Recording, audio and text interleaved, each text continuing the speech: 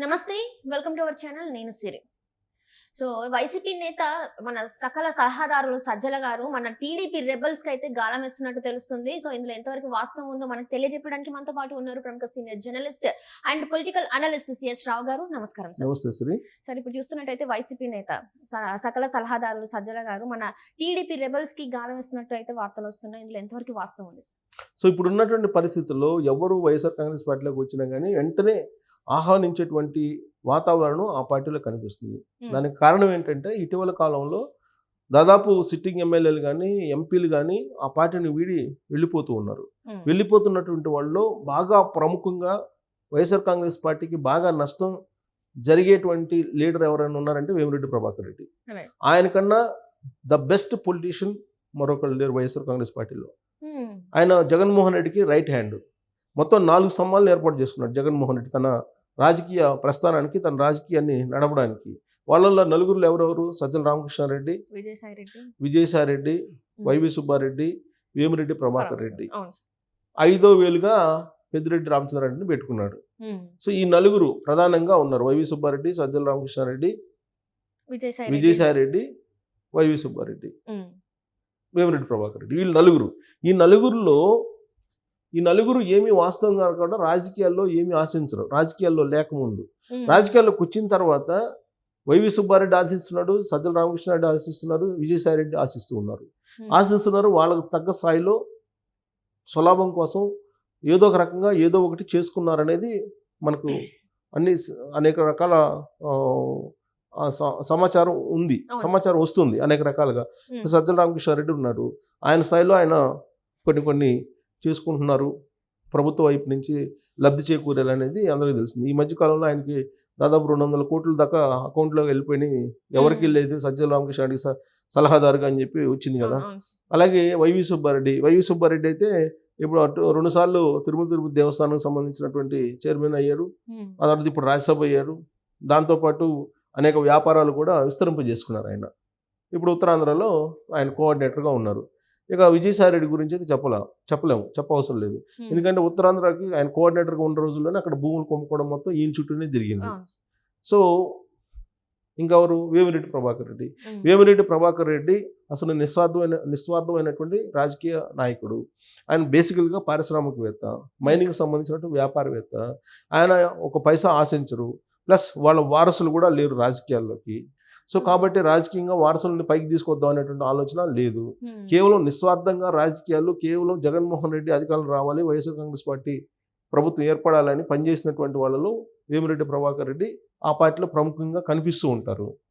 అలాంటి ఆయనే అక్కడ ఆత్మాభిమానం దెబ్బతింటుంది అని ఆ పార్టీని వీడి తెలుగుదేశం పార్టీలో చేరడానికి సిద్ధమవుతున్నారు. ఆయన జగన్మోహన్ రెడ్డితో మాట్లాడటానికి కూడా ఇష్టం లేక ఆయన దుబాయ్ వెళ్ళిపోయాడు ఫోన్లో ఆపుకొని ఆ మధ్యకాలంలో, లాస్ట్ 2 వీక్స్ బ్యాక్.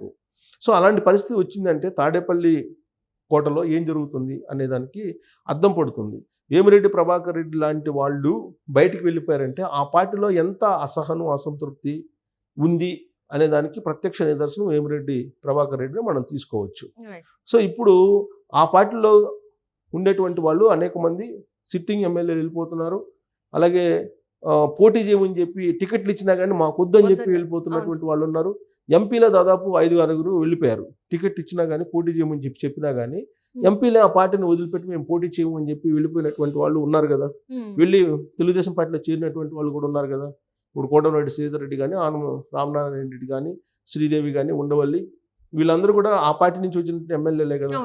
సో క్రమంగా ఖాళీ అవుతుంది వైఎస్ఆర్ కాంగ్రెస్ పార్టీ, క్రమంగా ఖాళీ అయిపోతుంది. ప్లస్ అభ్యర్థులను కూడా ఒక జిల్లా నుంచి ఇంకో జిల్లాకు మార్చుకొని ఆయన ఇప్పుడు నిలబెడుతున్నటువంటి పరిస్థితి కనిపిస్తుంది. ఇలాంటి పరిస్థితుల్లో తెలుగుదేశం పార్టీ నుంచి ఎవరైనా వస్తారా అనేటువంటి ఒక ప్రయోగం చేసింది వైఎస్ఆర్ కాంగ్రెస్ పార్టీ. ఆ ప్రయోగం చేసి ఒకళ్ళిద్దరిని తీసుకుంది. సో ఇక్కడ కృష్ణా జిల్లాలో ఒక వెంకటేశ్వర్లని ఒక అతను తీసుకుంది. అలాగే ఇప్పుడు ఆల్రెడీ 99 మంది అభ్యర్థులను ప్రకటించిన తర్వాత వైఎస్ఆర్ కాంగ్రెస్ పార్టీకి ఎవరైనా వస్తారేమో వాళ్ళల్లో అసంతృప్తి, అంటే టికెట్లు రానేటువంటి వాళ్ళు అని చెప్పి వాళ్ళ మీద కాన్సన్ట్రేషన్ చేసేటువంటి ప్రయత్నం చేస్తుంది. ప్రధానంగా ఎవరెవరు ఇప్పుడు అసంతృప్తిగా ఉన్నటువంటి వాళ్ళు, మైలవరం నుంచి పోటీ చేసి ఓడిపోయినటువంటి ఉమామహేశ్వరరావు, దేవినేని, అవును. తర్వాత గంటా శ్రీనివాసరావు, బుచ్చి చౌదరి, వీళ్ళందరూ ఇలాంటి వాళ్ళు సీనియర్స్ చాలా మంది ఉన్నారు. సో ఒక దాదాపు ఒక డజన్ మంది ఉన్నారు. వీళ్ళల్లో ఎవరైనా వస్తారేమో అనేటువంటి ఒక అభిప్రాయంతో వాళ్ళ మీద గాలం వేయడానికి ప్రయత్నం చేస్తుంది వైఎస్ఆర్ కాంగ్రెస్ పార్టీ.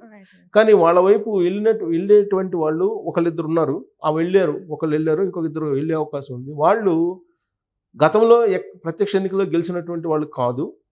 ప్లస్ ఇప్పుడు పర్ఫార్మెన్స్ బాగాలేదని చెప్పి తెలుగుదేశం పార్టీ పక్కన పెట్టినటువంటి వాళ్ళు ఒకళ్ళిద్దరు వెళ్ళేటువంటి అవకాశం ఉంది. కానీ మిగిలినటువంటి వాళ్ళు ఎవరైతే ఉన్నారో తెలంగాణ నుంచి ఆయన ఆశించి ఆల్పాటి రాజా, అలాంటి వాళ్ళు, ఆల్పాటి రాజా కానీ ఇలాంటి వాళ్ళు ఉన్నారు సీనియర్స్. ఇప్పుడు అలాగే దెందులూరు, చింతమనేని ప్రభాకర్, ఇలాంటి వాళ్ళు ఉన్నారు. వీళ్ళకి వైఎస్ఆర్ కాంగ్రెస్ పార్టీ గాలం వేసేటువంటి ధైర్యం చేస్తుంది, ప్లస్ అలాంటి ఆలోచన కూడా చేస్తుంది. కానీ వాళ్ళెవ్వరూ కూడా వైఎస్ఆర్ కాంగ్రెస్ పార్టీకి చేరేటువంటి అటువైపు చూసేటువంటి అవకాశం కూడా లేదు. అయినప్పటికీ కూడా సజ్జల రామకృష్ణారెడ్డి తనదైనటువంటి శైలిలో ప్రయత్నాలు చేస్తూ ఉన్నవారు. సహజంగా రాజకీయ పార్టీలు ఈ పని చేస్తూ ఉంటాయి. ఎన్నికల సమయం వచ్చిందంటే ఖచ్చితంగా ఒకళ్ళకి టికెట్ ఇస్తే కనుక ఆ కాన్స్టిట్యూన్సీలో ఇంకొకళ్ళు మనస్తాపానికి గురవటం, అసంతృప్తికి గురవటం, ఇవన్నీ సహజంగా జరిగేటువంటి పరిణామాలు. కానీ ఈసారి 99 మంది అభ్యర్థులను ప్రకటించినప్పటికీ కూడా ఎక్కడో కూడా పార్టీని వీడి వెళ్ళిపోయి లేదంటే అసంతృప్తి వ్యక్తం చేస్తూ ధర్నాలో లేకపోతే ఆందోళనలు చేసినటువంటి దాఖలాలు ఎక్కడ కనిపించట్లా తెలుగుదేశం పార్టీలో. అంటే చంద్రబాబు నాయుడు అభ్యర్థుల ఖరారు విషయంలో సక్సెస్ అయినట్టే, అలాగే పొత్తులు షేరింగ్ విషయంలో కూడా సక్సెస్ అయినట్టే కనిపిస్తుంది. కానీ అక్కడక్కడ కొన్ని ఉన్నటువంటి అసంతృప్తుల్ని తమ వైపు తిప్పుకునేటువంటి ప్రయత్నం వైఎస్ఆర్ కాంగ్రెస్ పార్టీ అయితే చేస్తూ ఉంది. కానీ తెలుగుదేశం నుంచి ఎవరు వచ్చేటట్టు కనిపించట్లా. చెప్పుకోదగ్గ లీడర్లు ఎవరు వైఎస్ఆర్ కాంగ్రెస్ పార్టీలో చేరి అక్కడ పనిచేయడానికి ఎవరు సిద్ధపడలేదు. దానికి కారణం ఏంటంటే వైఎస్ఆర్ కాంగ్రెస్ పార్టీలో ఉండేటువంటి సిచ్యువేషను వేమిరెడ్డి ప్రభాకర్ రెడ్డి లాంటి వాళ్ళ ద్వారా తెలుసుకుంటున్నారు.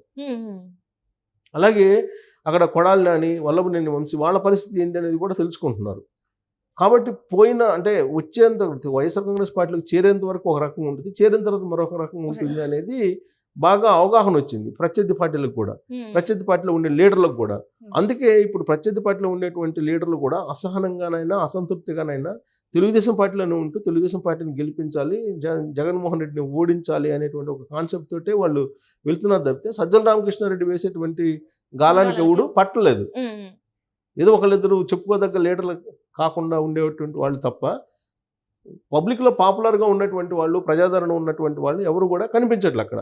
సో దాంతో సజ్జల రామకృష్ణారెడ్డి డీలా పడుతున్నారు. అయినప్పటికీ కూడా తాడేపల్లి క్యాంప్ ఆఫీస్ నుంచి ప్రయత్నాలు అయితే రాష్ట్ర వ్యాప్తంగా ఎక్కడెక్కడ అసంతృప్తులు ఉన్నాయి తెలుగుదేశం పార్టీకి, అసంతృప్తిగా ఉన్నటువంటి లీడర్లు ఎవరు, వాళ్ళని తీసేసుకుందాం అనే యాంగిల్లోనే ఇప్పటికీ ప్రయత్నాలు చేస్తూనే ఉన్నారు. ఎక్కడ కూడా పెద్దగా వర్కౌట్ అయినట్టు కనిపించట్లేదు. ఇది చంద్రబాబు నాయుడు సాధించినటువంటి ఒక పెద్ద విజయంగా మనం చెప్పుకోవచ్చు. ఎన్నికల ముందే చంద్రబాబు నాయుడు విజయం సాధించాడని చెప్పి మనం అంచనా వేసుకోవడానికి అవకాశం కూడా ఉంది ఈ పరిణామాన్ని బట్టి కనుక చూస్తే. అదే మనం వైఎస్ఆర్ కాంగ్రెస్ పార్టీ నుంచి తెలుగుదేశం పార్టీకి వచ్చేటువంటి వాళ్ళ సంఖ్య చాలా ఉంది. టికెట్స్ ఇస్తామని అంటే అసలు వైఎస్ఆర్ కాంగ్రెస్ పార్టీ నుంచి పొలోమని వచ్చేటువంటి పరిస్థితి ఇప్పుడు కనిపిస్తూ ఉంది. అందుకే ఒక సందర్భంలో చంద్రబాబు నాయుడు అన్నారు, మేము ద్వారాలు తెలిస్తే మొత్తం ఖాళీ అయిపోతుంది వైఎస్ఆర్ కాంగ్రెస్ పార్టీ అని. సో కాబట్టి సజ్జల రామకృష్ణ చేస్తున్నటువంటి ప్రయత్నాలు ఫలించకపోవచ్చు, బట్ ఆయన ప్రయత్నాలు ఆయన చేస్తున్నారు. ఒక రాజకీయ పార్టీ నాయకుడిగా, ఒక రాజకీయ పార్టీకి ఉన్నటువంటి సలహాదారుడిగా ఆయన ప్రయత్నాలు అయితే ఆయన చేస్తూ ఉన్నారు. బట్ అవి వర్కౌట్ కావట్లేదు అనేది మనకు క్లియర్గా అర్థమవుతుంది. Right, thank you so much sir.